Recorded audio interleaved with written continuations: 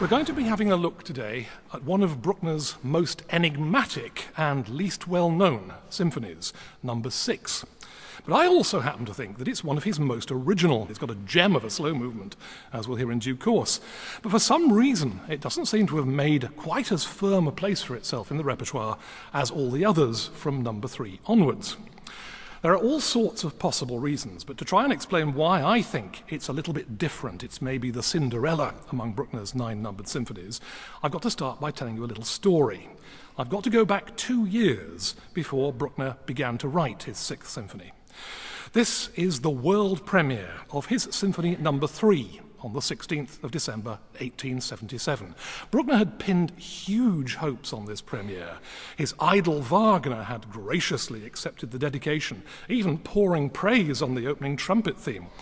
And Bruckner's great champion in Vienna, the conductor Johann Herbeck, was going to direct the Vienna Philharmonic in this auspicious performance.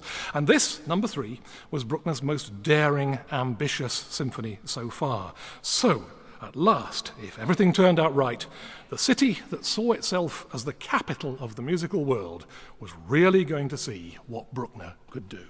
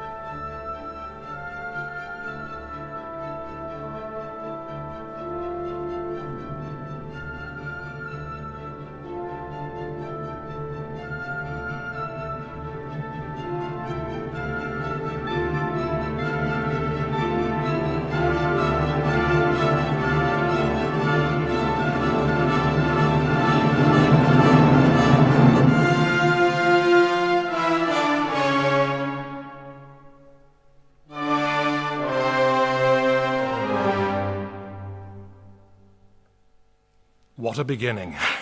I can remember the very first time I heard that as a teenager thinking, what kind of symphony is this going to be? Because it's very different from the kind of standard 19th century symphonies, very different from the symphonies of Mendelssohn or the new Viennese hero Johannes Brahms. This is something grand, mysterious, spacious.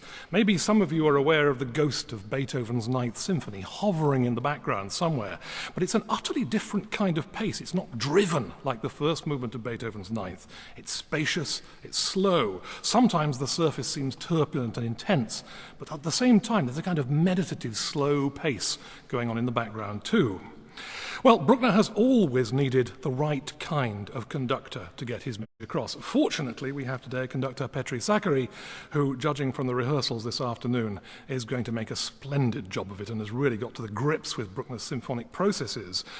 But that wasn't by any means a given when the Third Symphony was first performed, and unfortunately, it all went horribly wrong, even before a note of the Third Symphony was played in public. Johann Herbeck, who wasn't very old, in fact, died just over a month before the concert, and Bruckner himself had to step in. Now, Bruckner had only really been experienced as a choral conductor in the provinces in Upper Austria, where he was born. The orchestra apparently had their doubts about this piece right from the start, and as orchestras sometimes do, they had their little ways of letting him know right from the start. So it wasn't exactly an auspicious beginning, but in the performance, well, this is where it turns into a real nightmare. Gradually, the hall, which was more or less full to start, emptied, until eventually there were only 25 people left. Now, all of these applauded loudly, and one of them, it has to be said to his endless credit, was the 17-year-old Gustav Mahler, who was absolutely staggered by what he'd just heard and offered to make a piano arrangement of the symphony for Bruckner. But as poor Bruckner turned shaken, profoundly shaken, to acknowledge this little pocket of enthusiasm, the orchestra got up and walked off the stage and left him on his own. Those of you who know a little bit about Bruckner will probably have heard it said that he lacked confidence as a composer, that he was always letting other people tell him what was best and giving in to their demands. But the fact that he went on composing after an experience like that and went on composing symphonies suggests that at a very deep level he had a very powerful sense of purpose indeed. Still, he was very devastated by this experience. Up till then, he'd composed his symphonies 2 to 5 at the rate of about 1 a year. Now there were 2 years, almost complete silence, before he started anything large-scale again. First of all, he wrote a string quintet, and then, at last, he felt able to return to the symphony, number 6. Not surprisingly, a lot of the people who've written about this symphony find some very somber, even plaintive music in this symphony, perhaps an echo of that recent traumatic experience.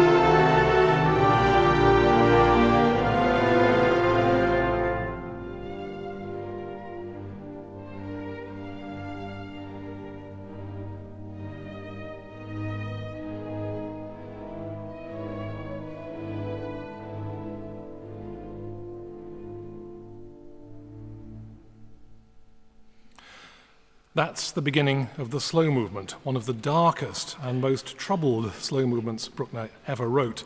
Indeed, at its heart, there's a funeral march, a particularly dark and troubled funeral march, which I think says an awful lot about the kind of character of this movement.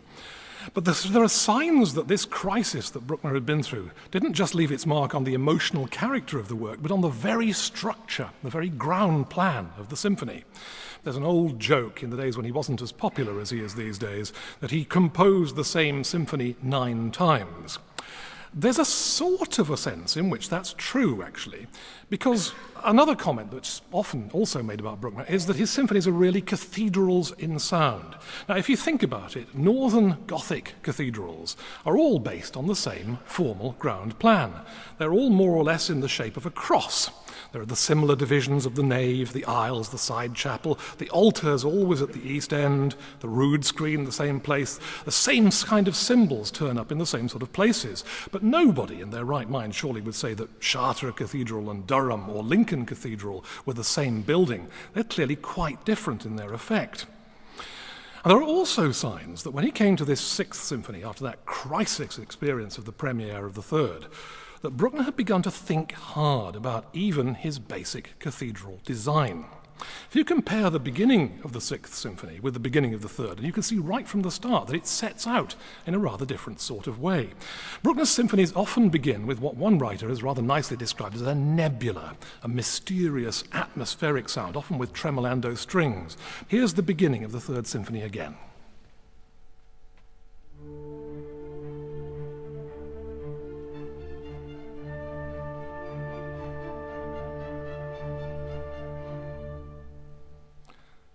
a typically nebulous sound, the start of Bruckner's symphony. Now, the beginning of the sixth is quite different. What we get is not that sort of musical nebula, but a dancing, pulsating figure on just one note for the violins alone.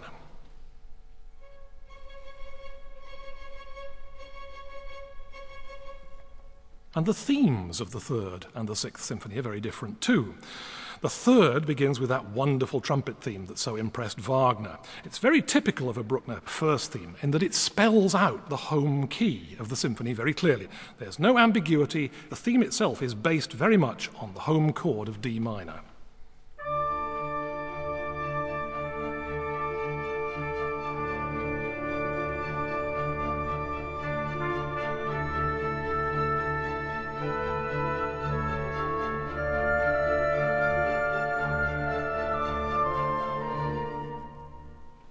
Now, the opening theme of the Sixth Symphony is very different. It's much more ambiguous, much more cloudy. It's in the dark sounds of cellos and basses, and almost immediately it begins to lead in new harmonic directions, as though it's searching for something.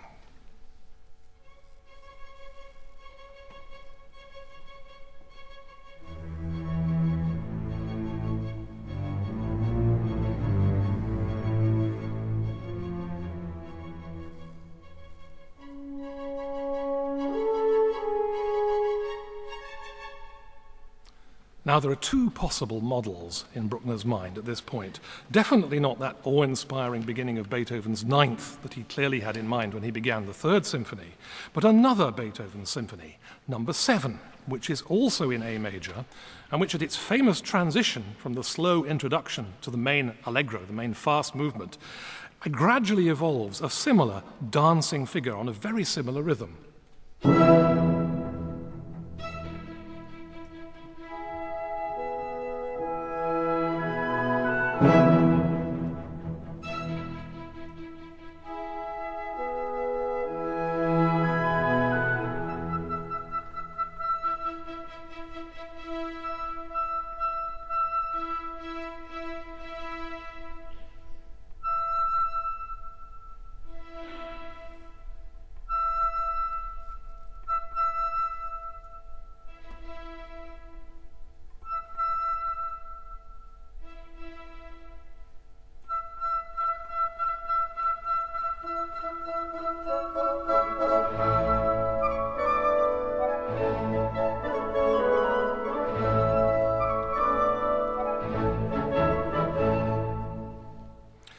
You hear the same sort of rhythm there, dum-dum-dum-dum-dum-dum, very similar to the rhythm that Bruckner uses at the beginning of his own Sixth Symphony.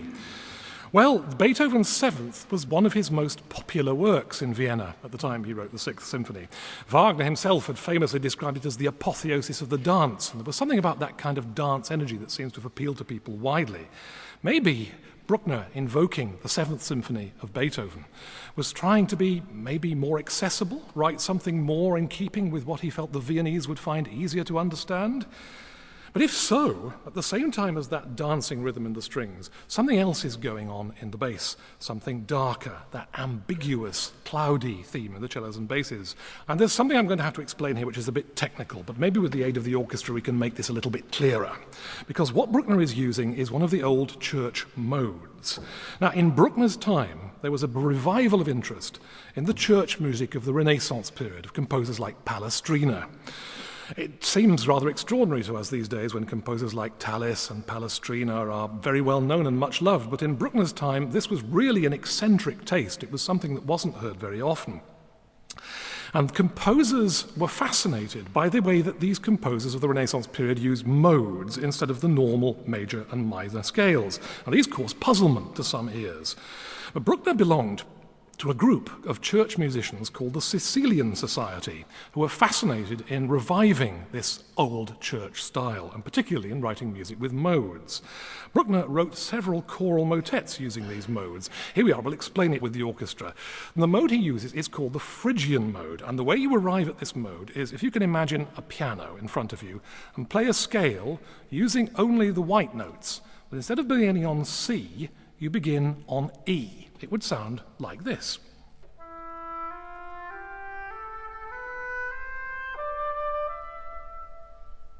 So not quite your typical standard major-minor scale. If you put that scale down into A, the home key of Bruckner's Sixth Symphony, it sounds like this.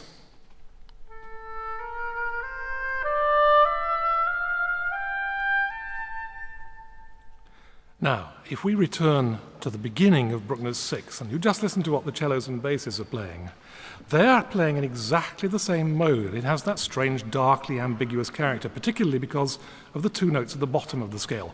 Dee-da-dum. That minor second at the bottom gives it its very distinctive character. This is how it starts again.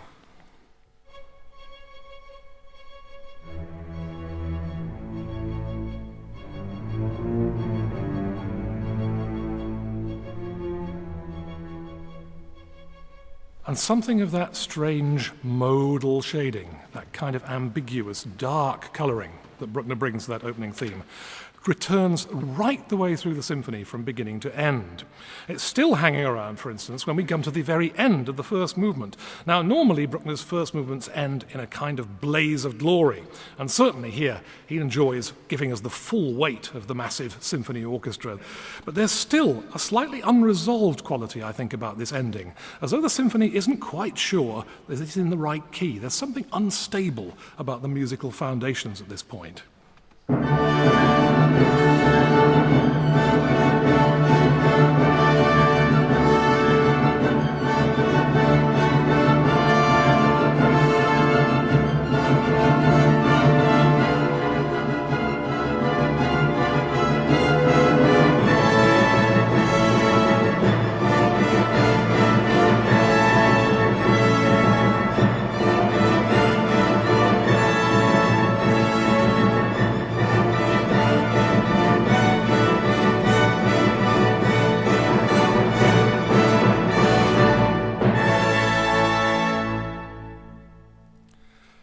Well, it's certainly magnificent, but when you hear it in context, I'd be very interested whether you find it quite as solidly affirmative as a typical Bruckner ending, because for me, there's a kind of question mark over that movement. And we've one more modal example, which I hope will make this the clearest of them all, from the beginning of the finale. What you'll hear is two phrases or two phases of the music, which are all in this Phrygian mode, this characteristic unstable mode. But then what you'll hear is how Bruckner tries to overcome that instability by flinging A major at it on the brass. You'll hear their comments, ba-bum, like that. It's almost like he's trying to hammer home A major and make this ambiguity vanish in the bright, clear A major light. Sounds like this.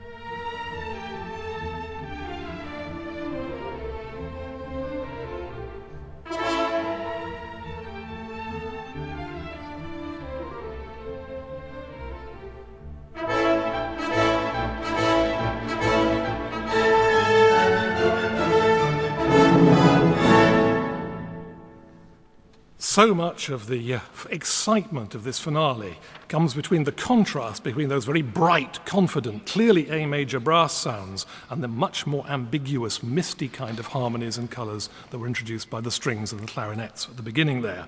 And it builds and builds towards the end of the movement, very excitingly, as we'll hear. But that's only one aspect of this symphony that makes it so fascinating and original. There's another aspect, too, which I think we can hear even more clearly than the whole business of modes, and that's rhythm. This is an aspect of Bruckner's style that's not often picked out, but Bruckner's symphonies are full of dance elements, especially the kind of Austrian country dances that he would have grown up with as a child and as a young man near Linz. In fact, when he was a teacher in his 20s, he often eked out his pitifully meagre income in village dance bands, so this music was really in his blood from the start. We heard that kind of dancing figure from the beginning of the symphony, which is a tribute in a way to Beethoven's Seventh Symphony, that dum-da-da-da-da-dum-da-da rhythm. That also plays an important part throughout the first movement. But But there's much more dance music in the scherzo, the third movement of the Sixth Symphony, especially the kind of bouncing, sprung, low crotchets from cellos and basses near the beginning. Bruckner is very clear about his markings in the score, how sharp and bouncing he wants these low crotchets to be.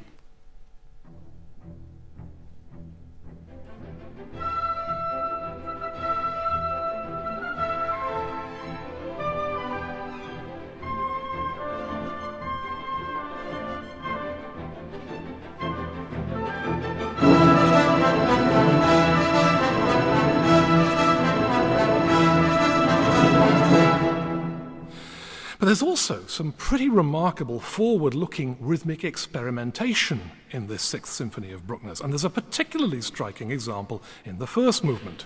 We come to the end of the section of the movement that's based on the first theme that we've already heard. That dancing dum-da-da-da-da-dum-da-da-da-da rhythm begins to peter out a bit on the high strings and then on a single flute. Then it's replaced by a regular pizzicato tread on the bass. We'll take it from the big fortissimo restatement of the opening theme so that you can get your bearings.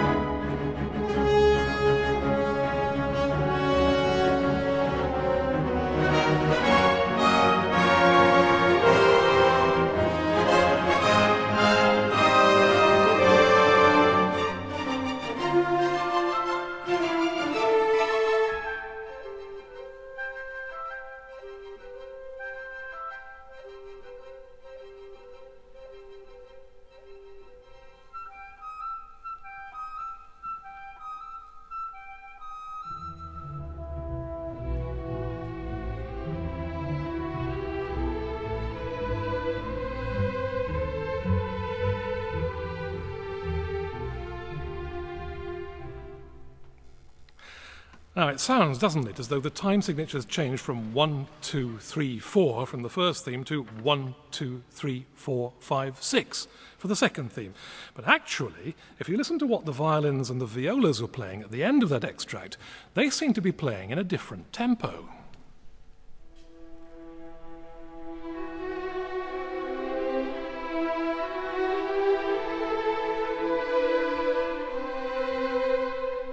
In the bass, we have this 1, 2, 3, 4, 5, 6, continuing the pulse of the opening theme. But the strings on the top are playing in a slower 1, 2, 3, 4. 4 against 6. It's interesting, this kind of ambiguity. What's actually the main tempo? And the whole of this second group seems to lurch backwards and forwards between that faster 1, 2, 3, 4, 5, 6 pace and the slower pulse 1, 2, 3, 4 and the top. Now, Bruckner's second themes are usually lyrical. Now, this one seems to want to be lyrical, and yet to take flight, if you like, lyrically. And yet it constantly runs up against this basic ambiguity in the pulse. The fundamental heartbeat seems to be going at 2 speeds at the same time. Thwarted, troubled lyricism. This is very typical of this symphony. You try counting along with this music, and you'll see what I mean.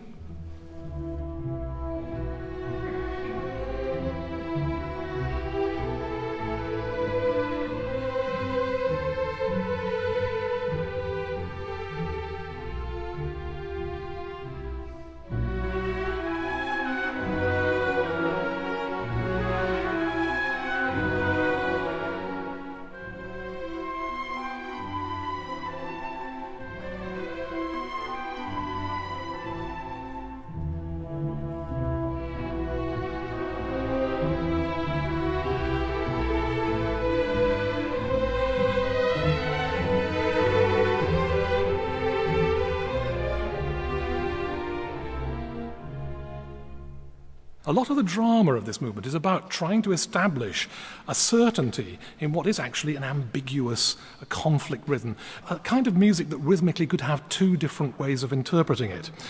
We're a long way now, aren't we, from that dancing rhythmic momentum from the very beginning of the symphony, that dum-da-da-da-da rhythm. And you can see this first movement, in a way, as an attempt to try and get back to that dancing rapid, lively momentum that we heard at the beginning of the symphony. Does the first movement succeed? On one level it does. It gets back to that rhythm. But on another, as I said, you may find that the ending of the first movement leaves you with question marks. Has the battle actually been won? And that becomes even more of a question when we come to the second movement, and this emotionally troubled mood, which I've already hinted at, becomes even more pronounced. This is the Adagio. We've heard the first theme, somber, ambiguous, and that plaintive oboe theme that followed afterwards. It's all amplified when we come to the climax of the Adagio. Now, often in Bruckner, he relies on his usual set of formulae when he comes to build his final climax in his slow movements. So you'll find the kind of repeated figurations, faster figurations in the strings, going on and on and on. That's as the music builds slowly in grandeur and intensity. Often, he builds these crescendos to the point where there's a kind of parting of the clouds, and the light seems to pour through, and a moment of great deliverance. You feel, in a way, it's almost like his prayers have been answered, and this is the moment of revelation. You can see, as it were, the throne of God. But this is quite different in the Sixth Symphony. Certainly, you can feel that aspiring, that rising. But although there's a kind of suggestion of a glimmer in the clouds, there isn't that big, clinching vision. And after a while, the music begins to subside again, back into the uncertainty, into the shadows that it began in.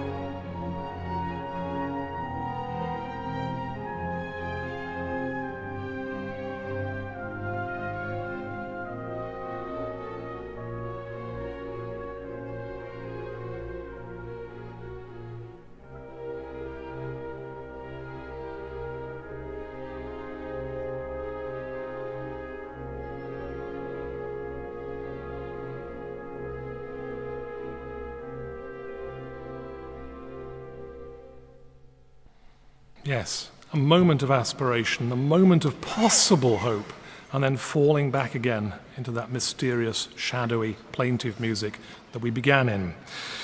The Adagio ends with a gorgeous coda. If you're hearing it for the first time, you really are in for a treat. It's one of the loveliest things that Bruckner ever wrote. It's dominated by the sound of strings. It's incredibly beautiful, and yet at the same time, for many people listening to it, it seems full of sorrow, regret, longing.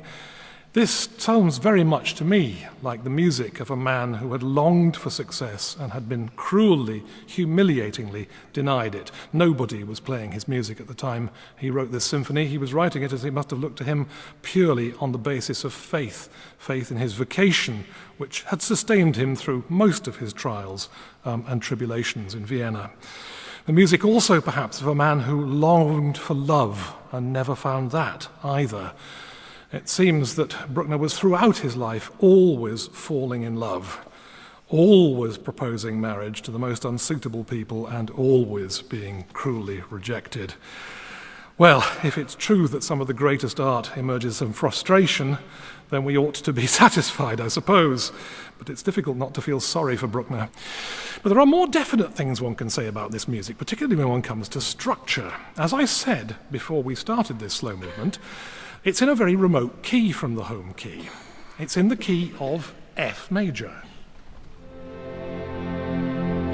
Well, that's a long way from the home key of the symphony, which is A major.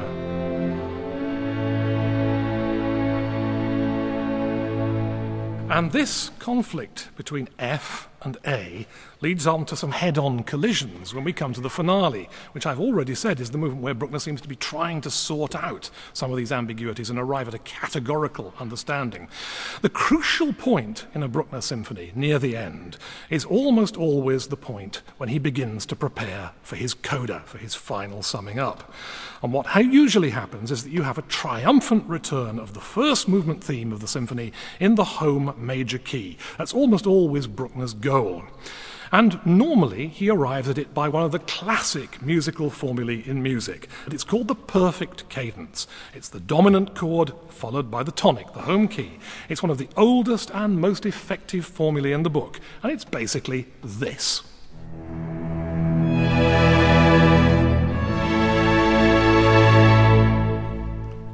Lovely, clear, perfect cadence in A major. And if Bruckner had ended the symphony like that, no doubt that's how it would have sounded. Categorical, clear, perfect. But actually, something different happens. Now again, to illustrate this point, I'm going to make a comparison with what Bruckner does near the end of his third symphony, the symphony we heard near the start of the program. Bruckner makes the moment where he homes in on the dominant and moves to the tonic a real dramatic turning point. So one writer's called it the moment of redemption in a Bruckner symphony. We have surging, uncertain sounds on the strings, turbulent, stormy sounds. Then you'll hear the trumpets cut through with a fan culminating in a thrilling perfect cadence, a magnificent and unmistakable twist, and then all is a blaze of light.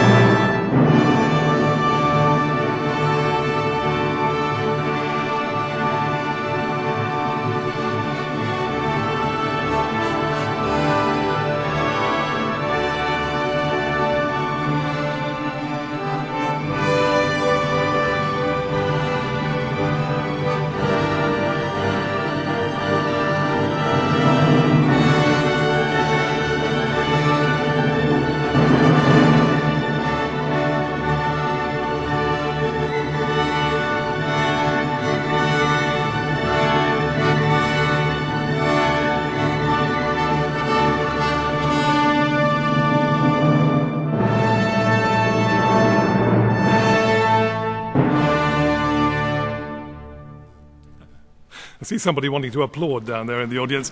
Absolutely no uncertainty there, is there? That's definitely the right key we've ended in, definitely the right theme re-emerging on the trumpet, absolutely, no doubt about it.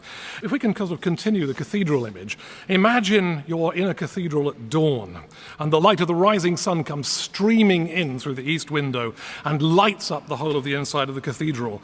You think about the fact that medieval architects were often very careful the way they planned where they put their windows to get the maximum dramatic lighting effect.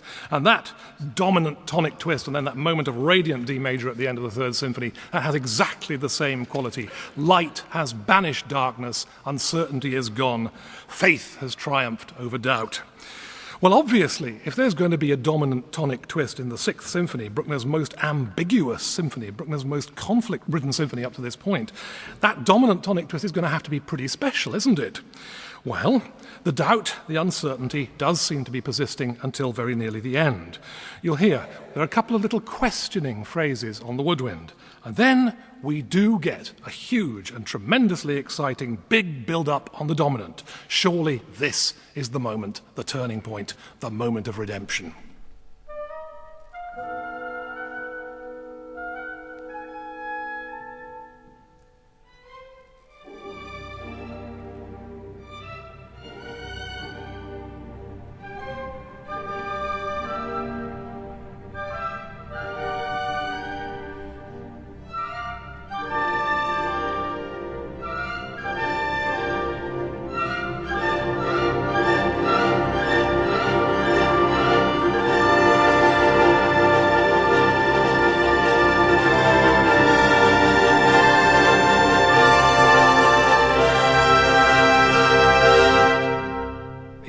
wrong dominant. Instead of being the dominant of the symphony's home key, A, it's the dominant of the slow movements key, F. What we need to do is somehow get back to the symphony's home key of A major. And at this very late point in Bruckner's Sixth Symphony, A major is nowhere in sight. There's no cavalry on the horizon. The angels don't seem to be coming down out of heaven to redeem him. In fact, the coda begins in a very dark F minor indeed. We're stuck with the very strange, veiled, ambiguous, melancholy sounds that we heard at the beginning of the finale. What's to be done? Well, Bruckner simply hurls a chord of A major at the music on the full brass against F minor. But as you'll hear in the next passage we hear, none of it seems to work. Again, the harmony turns away from A. Back again, a moment of hush, and we're back in F minor again. And then once more, for the last time, Bruckner hurls A major at it. F, F, F, fortissimo, and the first theme is hammered home on the trombones and tuba. It's exciting, but in comparison to that marvelously unequivocal triumphant ending that we heard of the Third Symphony, how triumphant, how solid, how convincing is this ending?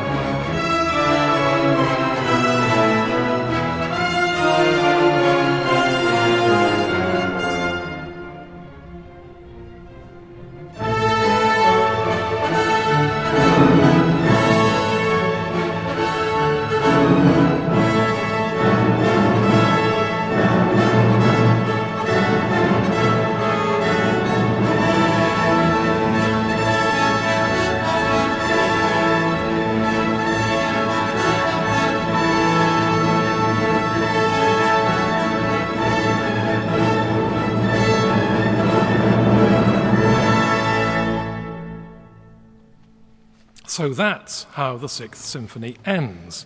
Magnificent, forceful, noisy, but unequivocal triumph? Well, that's up to you to judge for yourself when you hear the performance. But certainly it doesn't sound to me as convincing as the end of the Third Symphony. When I say convincing, I'm not saying I think that Bruckner's failed, but I think he's tried to do something different here. This is the symphony, after all, that came from the period of Bruckner's life where he had most reason to doubt. He'd always been a profoundly religious man, a devout Roman Catholic, though there's no doubt that there were times in his life when the strains of particularly his mental health caused him to doubt this. And certainly after his horrible experience of the Third Symphony's premiere, he must have asked himself a few questions about what God's vocation for him was, whether perhaps he got it wrong, or had God misled him, or could it be even worse? Could it be that one of the reasons why the vision of God enthroned in the slow movement failed to materialize was because when the clouds parted, the throne was empty? There wasn't actually anything there. I wouldn't quite go so far as to say that this was Bruckner's agnostic symphony, but it is clear that he was doubting the nature, the foundations of his own belief in his vocation as a symphonic composer here. And I think that this is the symphony in which he dramatizes that doubt, the ambiguities, the harmonic ambiguities, the rhythmic ambiguities, the strange emotional unresolved quality and the sadness of the slow movement. And again, that extraordinary question mark ending in the finale. I think it's quite deliberate on his part. I think this is the symphony in which, rather than giving us a rounded off, absolutely satisfying QED ending, Bruckner allows us to see for a moment the possibility that he might have been wrong about his belief. But it's about time I stopped talking and we handed over to the symphony. So here is Bruckner's Symphony No. 6 in A major, just about, performed for us by the BBC Philharmonic, guest leader Elizabeth Layton, conducted by Petri Sakkari.